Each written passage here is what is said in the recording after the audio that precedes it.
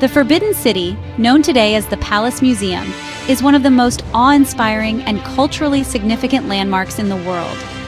Located in the heart of Beijing, China, this sprawling complex served as the imperial palace for 24 emperors during the Ming and Qing dynasties, spanning nearly 500 years of Chinese history. The Forbidden City, with its vast courtyards, intricate architecture, and symbolic design, is more than just a relic of China's imperial past.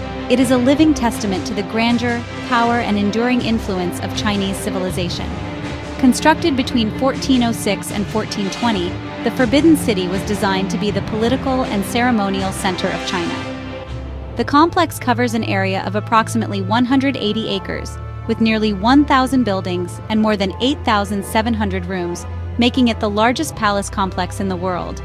Enclosed by a 10-meter-high wall and a 52-meter-wide moat, the Forbidden City was once inaccessible to the general public, its name evoking the strict control over who could enter and exit its walls. Today, it is one of China's most visited cultural heritage sites, attracting millions of visitors annually, drawn by its historical significance and its status as a UNESCO World Heritage Site. The design of the Forbidden City is a masterpiece of ancient Chinese architecture, meticulously planned to reflect traditional cosmological and philosophical principles.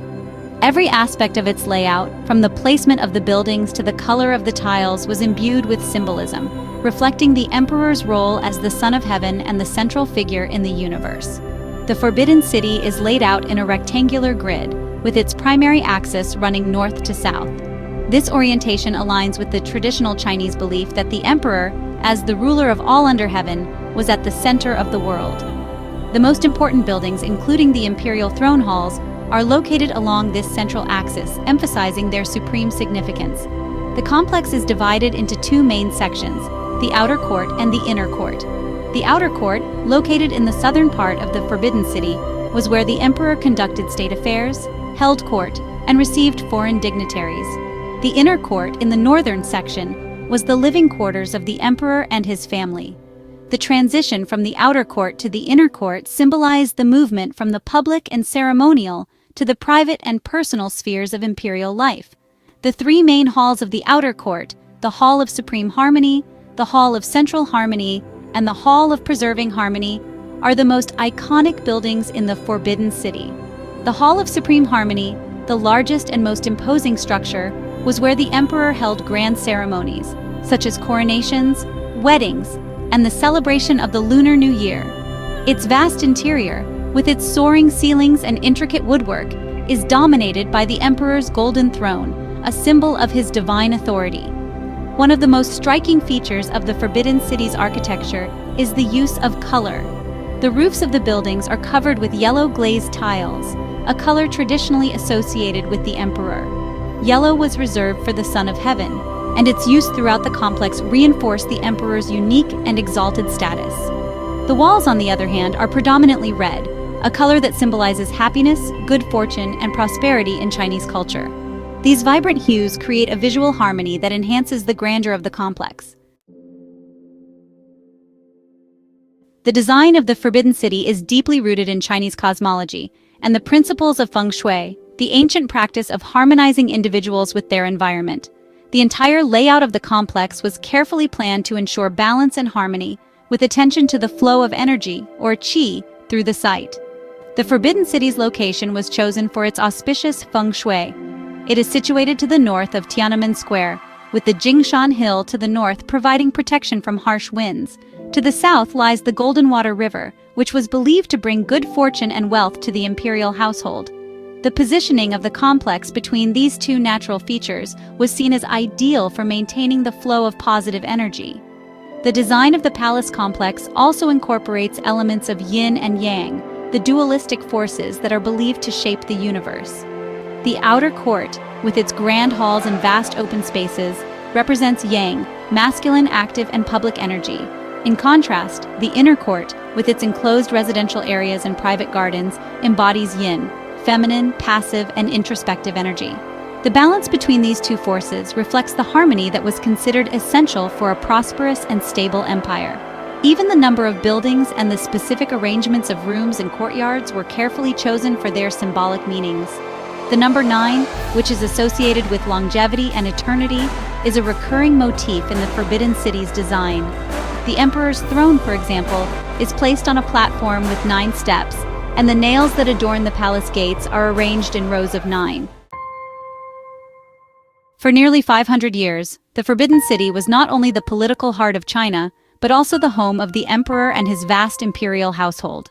Life within its walls was governed by strict rules and protocols, reflecting the hierarchical structure of imperial society. Only the emperor, his family, and a select group of officials and servants were allowed to reside within the inner court, while access to the outer court was limited to government ministers and foreign dignitaries. The emperor's living quarters, known as the Palace of Heavenly Purity, were located at the center of the inner court. This palace was where the emperor conducted personal affairs, received close advisors, and spent time with his family. Surrounding the emperor's palace were the living quarters of the empress, concubines, and members of the imperial family, each of whom had their own designated areas within the complex. The emperor's daily life was a highly ritualized affair, beginning with the early morning court audience, where he would meet with his ministers to discuss matters of state.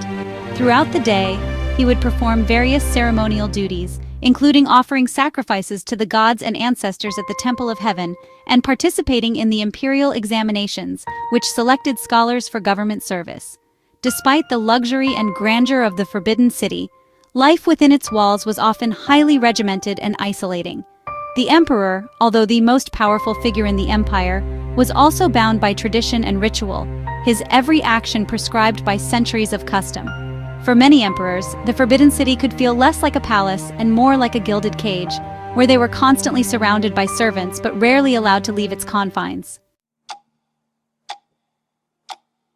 The lives of women in the Forbidden City were similarly constrained by strict protocols. The empress, as the emperor's primary wife, held the highest position among the women of the court, and she resided in the Palace of Earthly Tranquility, directly adjacent to the emperor's palace.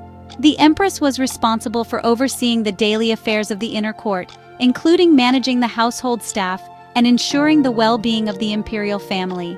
In addition to the empress, the emperor had numerous concubines who lived in a series of smaller palaces within the inner court. The concubines were ranked according to a complex hierarchy, with only a select few holding positions of real influence.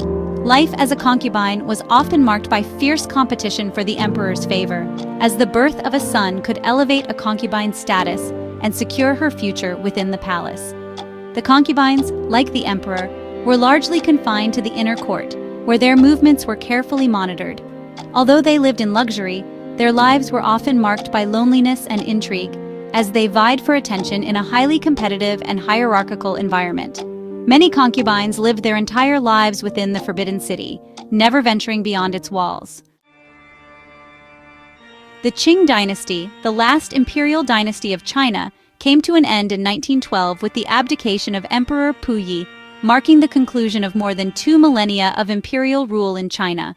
The Forbidden City, which had been the seat of power for centuries, was no longer the home of the emperor, and its gates were opened to the public for the first time in its history. In 1925, the Forbidden City was transformed into the Palace Museum, allowing the public to explore its grand halls, courtyards, and gardens. Today, the museum houses a vast collection of Chinese art and artifacts, spanning over 5,000 years of history. Its galleries showcase everything from ancient bronzes and jade carvings to intricate silk robes and porcelain, offering visitors a glimpse into the opulence and artistry of China's imperial past. The Forbidden City has undergone extensive restoration and preservation efforts over the past century, ensuring that this architectural marvel remains intact for future generations. In 1987, it was designated a UNESCO World Heritage Site, recognized for its outstanding cultural and historical significance. The Forbidden City's influence extends far beyond its walls. Its architectural style and layout have inspired the design of other imperial palaces throughout East Asia, including the Cheonggyeongung Palace in Korea and the Imperial Palace in Japan. Its legacy as the political and cultural heart of China continues to resonate in modern Chinese society, where it remains a symbol of national pride and heritage. Visiting the Forbidden City is like stepping back in time, into a world of emperors, concubines, and ancient rituals. As you walk through its grand halls and quiet courtyards, you can almost hear the echoes of history, feel the weight of the centuries that have passed, and sense the immense power and prestige that once resided within its walls. For nearly 500 years, the Forbidden City was the heart of China, a place where emperors ruled over vast lands and countless people. Today, it stands as a monument to the enduring legacy of Chinese civilization, a testament to the brilliance of its architects, artisans, and rulers. It is a place where the past and present meet, where the grandeur of Imperial China lives on, inviting us to explore, learn, and be inspired by the incredible history it holds. Please don't forget to like and share this video and to subscribe to my channel to get more content like this. We hope this journey has sparked your curiosity and inspired you to delve deeper into the rich history and culture of China. There's so much more to uncover, and we invite you to join us as we explore other fascinating destinations and untold stories from around the globe.